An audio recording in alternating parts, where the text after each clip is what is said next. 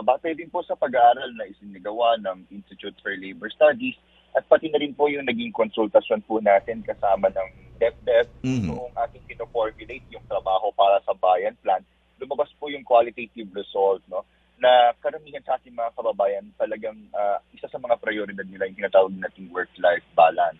Lalong-lalo na sa ating mga kabataan, sa mga young workers or professionals po natin. Opo. At itong priority nila sa work-life balance ay yung pagbibigay sa kanila ng kalayaan, no, na ma-control yung oras kung kailan nila gustong magtrabaho. Kaya po talagang nakikita natin yung preference nila sa flexible work arrangements, sa alternative work arrangements, ay talagang nakikita natin doon talaga po yung kanilang interest na pupunta.